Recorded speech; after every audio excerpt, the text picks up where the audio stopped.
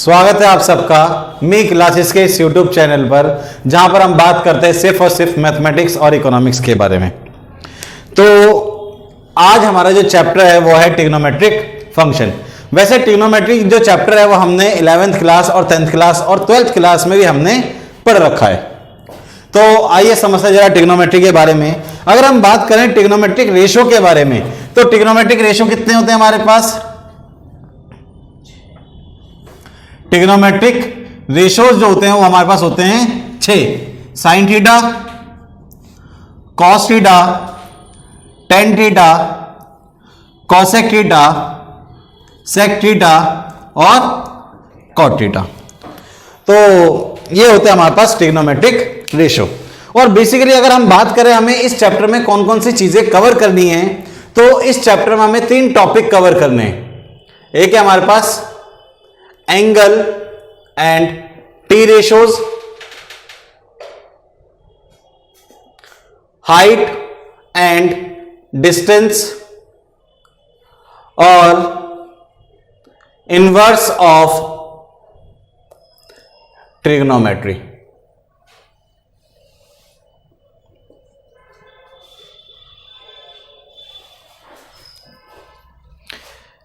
तो आइए समझते हैं जरा सम फॉर्मूले के बारे में। कुछ पहले हम फॉर्मूला समझ लेते हैं कि कौन कौन से फॉर्मूले ट्रिग्नोमेट्री में हमारे पास यूज होंगे। तो जैसे हमने 10th क्लास में पढ़ रखे हैं कुछ फॉर्मूले, जैसे sine square theta plus cos square theta क्या होता है हमारे पास, उसकी वैल्यू क्या होती है हमारे पास, वो होती है 1। सिमिलरली अगर हम कहेंगे sec square theta minus tan square theta, क्या वैल्यू होती है इसकी, वो भी 1। और cosec square theta minus cot square theta, उसकी वैल्यू भी हमारे लिए क्या होती है, वो होती है 1। तो आगे समझते हैं जरा, ये कुछ फॉर्मूलेज हैं जिनको हमें याद रखना है। तो अगर हम बात करें, हमारे पास 4 क्वाड्रेंट होते हैं, इसे हम बोलते हैं फर्स्ट क्वाड्रेंट, ये होता है सेकंड क्वाड्रेंट, ये होता है थर्ड क्वाड्रेंट और ये होता है हमारे पास फोर्थ क्वाड्रेंट। तो अगर हम फर्स्ट क्वाड्रेंट की बात करें तो इसमें क्या होता है हमारे पास, ये होता है 90, 0, 90, 180, 270 और 360। तो इसको हम क्या लिख सकते हैं, इसे हम लिख सकते हैं π/2 माइनस थीटा। सेकेंड क्वाड्रेंट में अगर हम बात करेंगे तो इसमें क्या होता है हमारे पास, वो होता है π/2 प्लस थीटा और 180 माइनस थीटा। थर्ड क्वाड्रेंट में होता है हमारे पास 180 प्लस थीटा और 270 माइनस थीटा। और फोर्थ क्वाड्रेंट में अगर हम बात करें तो क्या होता है हमारे पास, 270 प्लस थीटा और 360 माइनस थीटा। इसको हम रेडियन में भी कन्वर्ट कर सकते हैं, pi minus theta, pi plus theta, 3π/2 minus theta, 3π/2 plus theta और 2π माइनस थीटा। तो जैसा हमने 11th क्लास में ऑलरेडी पढ़ रखा है कि फर्स्ट क्वाड्रेंट में हमारे पास कौन कौन पॉजिटिव होता है, ऑल पॉजिटिव। सेकंड क्वाड्रेंट में कौन पॉजिटिव होता है हमारे पास, साइन और cosec positive.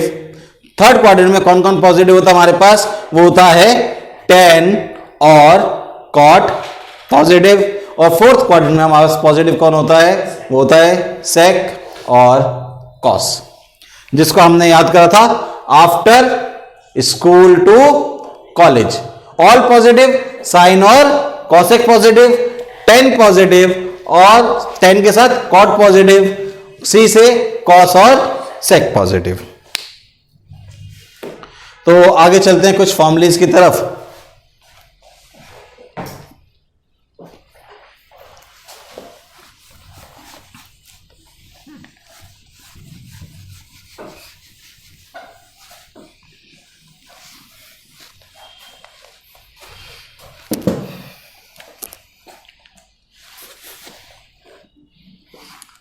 Sign a plus B, क्या फॉर्मूला होता है भाई साइन a प्लस बी का, वो होता है sine a cos b plus cos a sine B.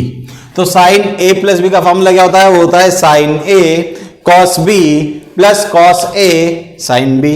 और अगर हमसे पूछा जाए कि साइन ए माइनस बी का फॉर्मूला क्या होता है? साइन ए माइनस बी का फॉर्मूला होता है sine A cos B minus cos A sine B. अब आगे चलते हैं, जरा फिर समझते हैं कॉस ए प्लस बी का फॉर्मूला। तो कॉस ए प्लस बी का फॉर्मूला क्या होता है हमारे पास? वो होता है cos A cos B minus sign A sine B. और cos A minus cos B का क्या फॉर्मूला होगा फिर? वो होता है cos A cos B plus sine A sine B. तो कुछ और फॉर्मूलेज के बारे में हम बात करते हैं, तो देखते हैं जरा आगे। अगर मैं एक काम करता हूं, मैं अगर इनको अलग अलग लिखूं तो ये हो जाएगा sine A plus B equals to sine A minus B. ये होगा sine A cos B minus cos A sine B. तो ये हो जाएगा हमारे पास कॉस ए माइनस बी, क्या फॉर्मूला होगा? Cos A cos B plus sine A sine B. एक काम कर लेते हैं, हम इनको ऐड कर लेते हैं। इसको मैं इक्वेशन फर्स्ट मान लेता हूं, इसको मैं इक्वेशन सेकंड, इसको थर्ड और इसको फोर्थ। तो अगर मैं इक्वेशन 1 और 2 को ऐड कर लूं तो क्या हो जाएगा हमारे पास? हो जाएगा sine A plus B equal होगा किसके? ये दोनों कैंसिल आउट हो जाएंगे, तो क्या बचेगा हमारे पास? हो जाएगा 2 sign A cos B. Clear है? और सॉरी 1 सेकेंड,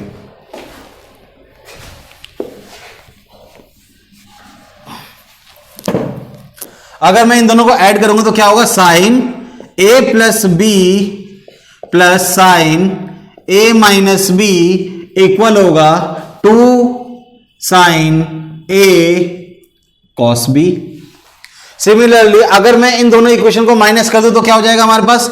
हो जाएगा sine A plus B minus sign A minus B. तो क्या फॉर्मूला निकल कर आएगा हमारे पास? अगर मैं माइनस करूंगा तो माइनस प्लस, तो हो जाएगा formula 2 cos A sine B. यहां तक क्लियर है? तो आगे समझते हैं जरा। अगर मैं इक्वेशन थर्ड और फोर्थ को ऐड कर लूं तो क्या हो जाएगा हमारे पास? हो जाएगा cos A plus B plus cos A minus B. अगर मैं इन दोनों को ऐड करूंगा तो क्या हो जाएगा? साइन से ये वाली टर्म कैंसिल आउट हो जाएगी, तो क्या हो जाएगा हमारे पास? हो जाएगा 2 कॉस ए कॉस बी। और सिमिलरली अगर मैं इन दोनों टर्म को माइनस कर देता हूं तो हमारे पास क्या हो जाएगा? Cos A plus B minus cos A minus B. तो आंसर हमारे पास क्या निकल कर आएगा? वो निकल कर आएगा -2 sign A sine B. Clear है यहां तक? तो आगे समझते हैं जरा कुछ नए फॉर्मूलेज की तरफ। अगर sine C plus sine D, क्या फॉर्मूला होता है भाई sine C plus sine D का? वो होता है 2 sine C plus D by 2 cos C minus D by 2। तो sine C minus sine D क्या फॉर्मूला होता है? वो होता है 2 cos C plus D by 2 sine C minus D by 2। तो अगर हम देखा जाए फिर cos C plus cos D क्या फॉर्मूला होता है? वो होता है 2 cos C plus D by 2 cos C minus D by 2।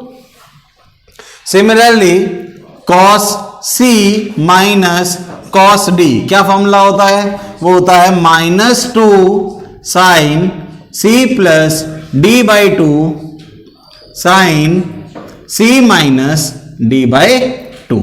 ध्यान रखना, ये साइन सी और साइन डी वाले जो फॉर्मूले हैं, ये सॉरी सी और डी वाले जो फॉर्मूले हैं बहुत ज्यादा इंपॉर्टेंट है हमारे कॉन्सेप्ट्स के लिए। तो आगे समझते हैं जरा।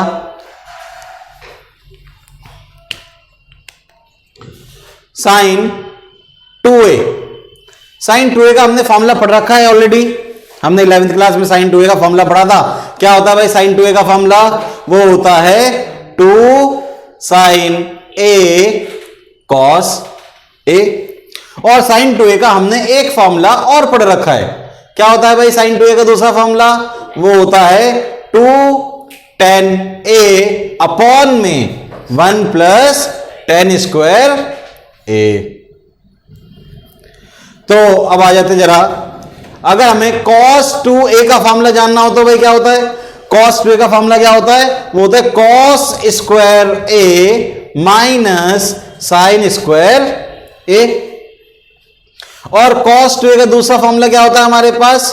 वो होता है 1 माइनस 2 साइन स्क्वायर a। और cos 2a का तीसरा फॉर्मूला भी होता है, क्या होता है भाई उसका फॉर्मूला? वो होता है 2 cos स्क्वायर a माइनस 1। और cos 2a का एक फॉर्मूला और होता है, क्या होता है भाई cos 2a का चौथा फॉर्मूला? वो होता है 1 minus tan square a upon में 1 प्लस tan स्क्वायर a। तो आइए जरा आगे समझते हैं कुछ अलग फॉर्मूलाज के बारे में। तो देखते हैं जरा, अगर tan a प्लस b, क्या फॉर्मूला होता है भाई tan a प्लस b का? वो होता है tan a plus tan b upon में 1 minus tan a tan b। Similarly अगर हमसे पूछा जाए कि भाई tan a माइनस b का क्या फॉर्मूला होता है? क्या हो जाएगा फॉर्मूला फिर? tan a minus tan b upon में 1 plus tan a tan b। ध्यान रखना, फॉर्मूले बहुत ज्यादा इंपॉर्टेंट है। और अगर हम बात करें tan 2a का फॉर्मूला, क्या होता है भाई tan 2a का फॉर्मूला? वो होता है 2 tan a अपॉन में 1 माइनस tan स्क्वायर a। तो आगे बढ़ते हैं जरा, अब समझते हैं कि अगर हमें दे रखा हो tan π/4 प्लस थीटा, क्या होता है भाई फॉर्मूला tan π/4 प्लस थीटा का? वो होता है 1 प्लस tan थीटा अपॉन में 1 माइनस tan थीटा। ध्यान रखना, ये फॉर्मूला बहुत जगह यूज होने वाला है। tan π/4 प्लस थीटा इक्वल क्या होता है? 1 प्लस tan थीटा अपॉन में 1 माइनस tan थीटा। और इसको हम कैसे लिख सकते हैं? tan π/4 प्लस थीटा इक्वल होगा किसके? वो होगा sin x plus cos x upon में cos x minus sin x की। तो आगे समझते हैं जरा sin 3a का फॉर्मूला। sin 3a क्या फॉर्मूला होता है भाई sin 3a का? वो होता है 3 sin a minus 4 sin cube a। और cos 3a का क्या फॉर्मूला होता है हमारे पास? क्या होता है भाई फॉर्मूला? वो होता है 4 cos cube a minus 3 cos a। Similarly अगर हम बात करें tan 3a का क्या फॉर्मूला होता है? क्या होता है भाई फॉर्मूला? वो होता है 3 tan a minus tan cube a upon में 1 माइनस 3 tan स्क्वायर a। तो आगे समझते हैं जरा, ये जो हमने वैल्यूज लिखी हैं, ये वैल्यूज हमारे पास सबसे ज्यादा इंपॉर्टेंट है एनडी के एग्जाम में। तो क्या क्या वैल्यूज हैं? जैसे अगर साइन 15 डिग्री और cos 75 डिग्री की जो वैल्यू होती है वो क्या होती है? √3 - 1 अपॉन में 2√2। ध्यान समझिए कि जैसे साइन अल्फा इक्वल होता है कॉस बीटा के if alpha plus beta equal हो किसके 90 डिग्री के। tan अल्फा इक्वल होता है कॉट बीटा के if alpha plus beta equal हो किसके 90 डिग्री के। तो अब समझते हैं जरा कुछ वैल्यूज, जो वैल्यूज हमें हमेशा याद रखनी है। साइन 15 डिग्री की क्या वैल्यू होती है हमारे पास, होते हैं √3 - 1 अपॉन में 2√2। जो साइन 15 डिग्री की वैल्यू होगी वो किसकी होगी, कॉस 75 डिग्री की वैल्यू होगी इस फॉर्मूले से। तो cos 15 डिग्री इक्वल होता है किसके, साइन 75 डिग्री के, और उसकी वैल्यू क्या होती है हमारे पास √3 + 1 अपॉन में 2√2। तो tan 15 डिग्री इक्वल होता है किसके, cot 75 डिग्री के, और उसकी वैल्यू क्या होती है हमारे लिए, वो होती है 2 - √3। और cot 15 डिग्री इक्वल होता है tan 75 डिग्री, और उसकी वैल्यू हमारे लिए क्या होती है, वो होती है 2 + √3। अब आ जाते जरा साइन 18 डिग्री पर। साइन 18 डिग्री की क्या वैल्यू होती है हमारे पास, साइन 18 डिग्री इक्वल होता है cos 72 डिग्री के, और उसकी वैल्यू क्या होती है, वो होती है √5 - 1/4। cos 18 डिग्री इक्वल होता है साइन 72 डिग्री के, इसकी वैल्यू क्या होती है हमारे पास, होती है √10 + 2√5/4। और साइन 36 डिग्री इक्वल होता है cos 54 डिग्री के, और उसकी वैल्यू भी हमारे लिए क्या होती है, वो होती है √10 - 2√5/4। सिमिलरली cos 36 डिग्री इक्वल होता है साइन 54 डिग्री के, उसकी वैल्यू क्या होती है √5 + 1/4। तो आगे समझते हैं कुछ और वैल्यूज के बारे में। अगर हमें वैल्यू निकालनी हो साइन 22.5 डिग्री की, तो उसकी वैल्यू क्या होती है हमारे पास, होती है √2 - √2/2। और cos 22.5 डिग्री की वैल्यू क्या होती है, वो होती है √2 + √2 अपॉन में 2। सिमिलरली tan 22.5 डिग्री की क्या वैल्यू होती है, होती है हमारे पास √2 - 1। और cot 22.5 डिग्री की क्या वैल्यू होती है, होती है √2 + 1। तो अब आगे समझते हैं जरा कुछ अलग कॉन्सेप्ट के बारे में।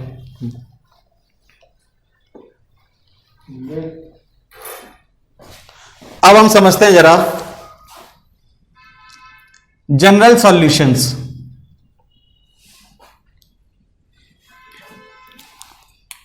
इफ साइन एक्स इक्वल हमें दे रखा हो 0 के, अगर साइन एक्स की वैल्यू हमें 0 दे रखी हो, तो x की वैल्यू क्या होती है हमारे पास, x की वैल्यू क्या होती है हमारे पास, x इक्वल होता है किसके, n पाई के, जहां पर n बिलोंग कर रहा है किससे, इंटीजर से। इफ cos x इक्वल दे रखा हो 0 के, तो x की वैल्यू क्या होती है हमारे पास, x इक्वल होता है किसके, 2n + 1 π/2, n बिलोंग करता है किससे, z से। और इफ tan x इक्वल दे रखा हो 0 के, तो x की वैल्यू क्या होती है हमारे पास, वो होती है बिल्कुल साइन की तरह n pi, n belongs to z।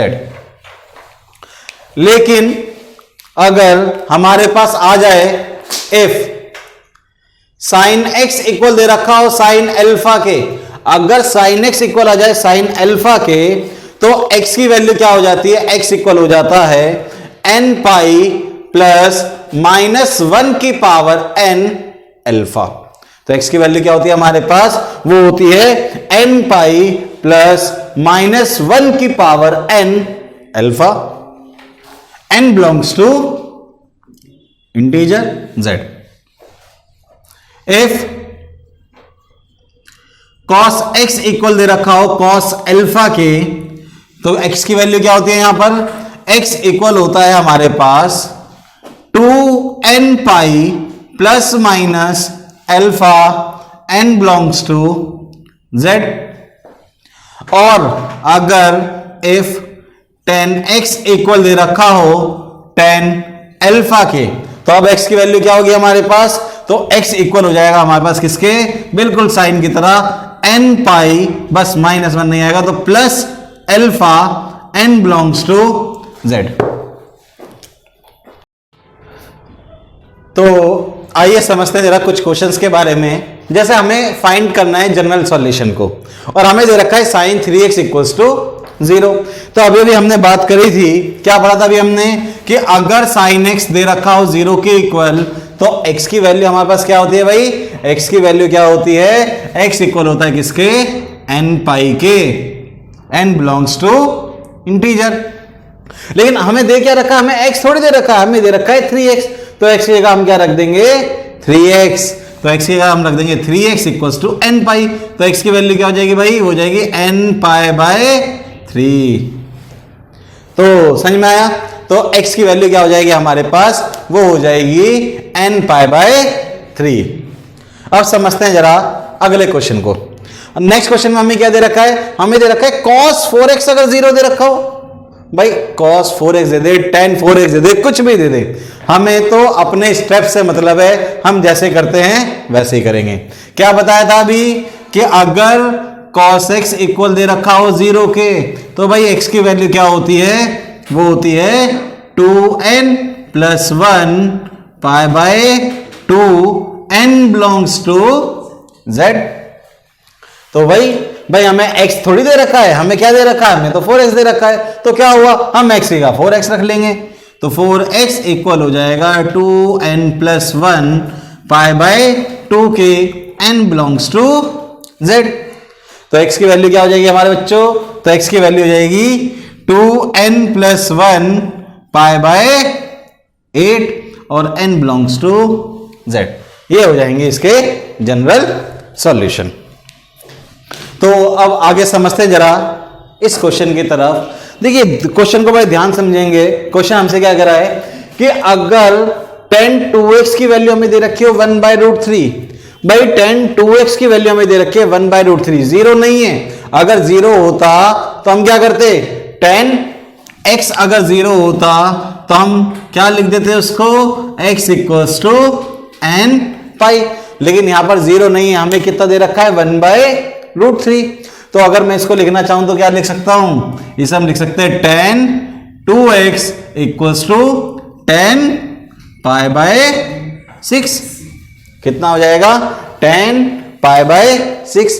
तो अभी अभी हमने बात करी थी, अगर हमें tan x इक्वल दे रखा हो tan अल्फा के, तो भाई अगर tan x इक्वल दे रखा हो tan अल्फा के, तो x की वैल्यू क्या होती है हमारे पास, x इक्वल होता है n pi plus alpha.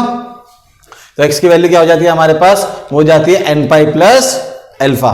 x की जगह में कितना दे रखा है 2x, तो 2x इक्वल हो जाएगा इसके n pi plus alpha, alpha की वैल्यू पाई बाय 6। तो भाई x कितना हो जाएगा हमारे पास, x की वैल्यू हो जाएगी n pi by 2 plus pi by 12, n belongs to z, n belongs to z, सब में n बिलोंग्स टू z लगेगा। क्लियर है यहां तक, समझ में आया। तो आइए समझते हैं जरा प्रॉपर्टीज ऑफ ट्राइंगल। अगर हमें कोई एक ट्राइंगल दे रखा है ABC, तो और angle A plus angle B, हमें पता ही है कि angle A plus angle B plus angle C की वैल्यू हमारे पास क्या होती है, वो होती है 180 डिग्री। तो आइए समझते हैं जरा ट्रिग्नोमेट्री में ट्राइंगल लॉ क्या होता है। तो सबसे पहले हम बात करते हैं साइन लॉ के बारे में। भाई साइन लॉ क्या होता है, अगर कोई एक ट्राइंगल दे रखा है और उसके सामने की जो साइड उसको हमने A माना है, B एंगल के जो सामने की साइड उसको हमने B माना है, और C एंगल के सामने की जो साइड उसको हमने क्या माना है, C माना है, तो क्या होता है साइन लॉ, वो होता है sine A by A equal होता है किसके, वो होता है साइन B बाय B, और इक्वल होता है किसके, साइन C बाय C के। तो ये होता है हमारे पास साइन लॉ। क्या होता है भाई साइन लॉ, दोबारा समझते हैं जरा। वो होता है sine A by A equals to sine B by B equals to sine C by C। और इसको हम दूसरे साइड से भी लिख सकते हैं, मैं लिख सकता हूं a by sine a equals to b by sine b equals to c by sine c। एक ही बात है, हम इसको जैसे मर्जी क्या कर सकते हैं, रिप्रेजेंट कर सकते हैं। तो मैं समझते हैं, अब आगे समझते हैं जरा। मैं काम कर लेता हूं, मैं इसको लेट कर लेता हूं k। अगर मैं इसको k लेट कर लेता हूं, या आप इसको k लेट कर लो, जिस मर्जी को कर सकते हैं हम, तो क्या होगा भाई, ये हो जाएगा a by sine a equal हो जाएगा किसके, k के। b by sine b equal हो जाएगा k के, और c by sine c equal हो जाएगा किसके, k के। तो अगर मैं यहां से a की वैल्यू निकालना चाहूं तो भाई a की वैल्यू क्या हो जाएगी हमारे पास, a इक्वल हो जाएगा किसके, k साइन a। b की वैल्यू क्या हो जाएगी हमारे पास, b इक्वल हो जाएगी किसके, साइन b, और c की वैल्यू हमारे पास क्या हो जाएगी, हो जाएगी k sine c, sorry sir k sine b। तो अभी हमने सीखा साइन लॉ के बारे में। क्या होता है भाई साइन लॉ, अगर हम इसको sine a by a equal to sine b by b equal to sine c by c, ये होता है हमारे पास साइन लॉ। अब आ जाते हैं जरा, हम बात करते हैं कोसाइन लॉ की।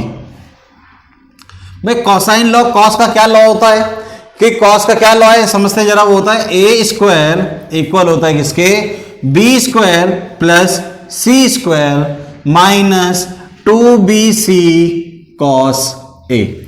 ध्यान रखना, ए स्क्वायर रखा है यहां पर, तो इधर क्या हो जाएगा, B square plus C square minus 2bc cos A.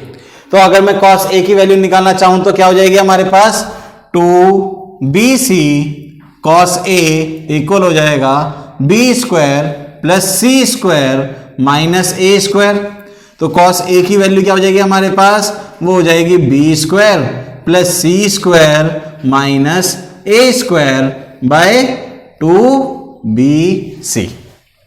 तो क्या वैल्यू होगी हमारे पास कॉस ए की, वो होगी B square plus C square minus A square by 2bc। और अगर हमें बी स्क्वायर किसके इक्वल होता है फिर हमारे पास, भाई देखो यहां बी लिखा है तो यहां पर क्या आ जाएगा हमारे पास, A square plus C square minus 2ac cos B. तो हम चाहें तो कॉस बी की वैल्यू अब हम डायरेक्ट निकाल सकते हैं। तो भाई कॉस बी की वैल्यू हमारे पास क्या हो जाएगी, ये वाली टर्म इधर आ जाएगी। तो क्या हो जाएगा, कॉस बी इक्वल हो जाएगा A square plus C square minus B square by 2ac। ये हो जाएगा हमारे पास क्या, बी स्क्वायर, यानी कोसाइन का सेकंड लॉ। अब आगे समझते हैं जरा हम। अगर हमें दे रखा हो सी स्क्वायर इक्वल्स टू, तो अगर यहां पर सी है तो यहां पर क्या हो जाएगा हमारे पास, वो हो जाएगा A square plus B square minus 2ab cos सी।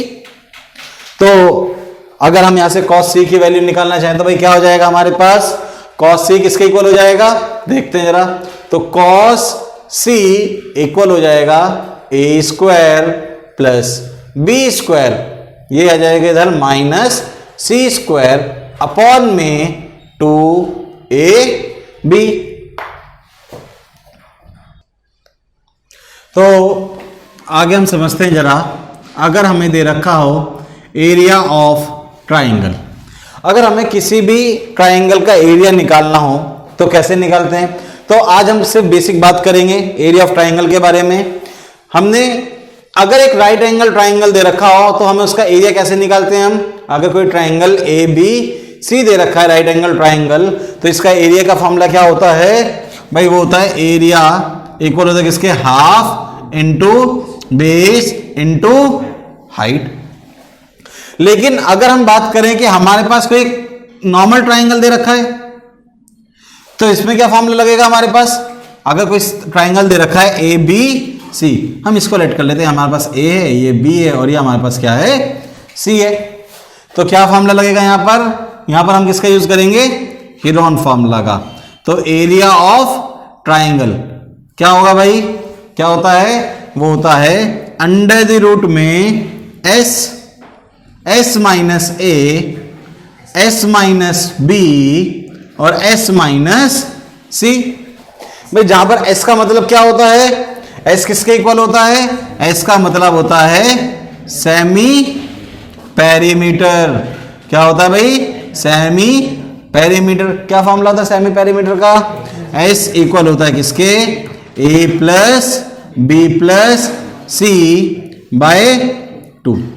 ध्यान रखिएगा कि ये जो फॉर्मुलेज हैं हमारे पास, जितने भी आज हमने फॉर्मुले करे हैं, वो सारे के सारे फॉर्मुले हमारे पास क्या है, बहुत ज्यादा इंपॉर्टेंट है। और ये जो फॉर्मुले अभी हमने करे एरिया ऑफ ट्राइंगल के, जो अभी हमने प्रॉपर्टी करी थी, प्रॉपर्टीज ऑफ ट्राइंगल, उसमें जो एरिया निकालेंगे वो हम इन्हीं फॉर्मुलेज का क्या करेंगे, उनका बहुत ज्यादा यूज होगा। तो आप सब के सब क्या करें, इन सभी फॉर्मूलाज को क्या कर लें, सबसे पहले रिवाइज कर लें और मेमोराइज कर लें। और जो हमने वैल्यूज आपको लिखवाई थी, साइन 15 डिग्री की, कॉस 75 डिग्री की, साइन 20.5 डिग्री की, 18 डिग्री की, 36 डिग्री की, ये सारी वैल्यूज हमारे पास क्या है, बहुत ही ज्यादा इंपॉर्टेंट है, जो एग्जाम में पूछी जाएंगी। तो आज के लिए आज हम इतना ही करेंगे, बाकी नेक्स्ट क्लास में हम इसके कुछ क्वेश्चंस के ऊपर बात करेंगे। तो मिलते हैं नेक्स्ट क्लास में। इतना आप रिवाइज करके आइएगा, बाकी मिलते हैं हम नेक्स्ट क्लास में कुछ नए क्वेश्चंस के साथ। और आज हमने सिर्फ टॉपिक्स करें और फॉर्मुलेज करें। तो नेक्स्ट क्लास में हम क्या करेंगे, हम बहुत सारे क्वेश्चंस की प्रैक्टिस करेंगे जो एनडीए में पूछे गए हुए क्वेश्चन हैं, उनको भी प्रैक्टिस करेंगे और कुछ एक्स्ट्रा क्वेश्चंस की भी हम क्या करेंगे, प्रैक्टिस करेंगे। तो इतना आप क्या करिएगा, रिवाइज कर आइएगा। थैंक यू, बाकी मिलते हैं नेक्स्ट क्लास में।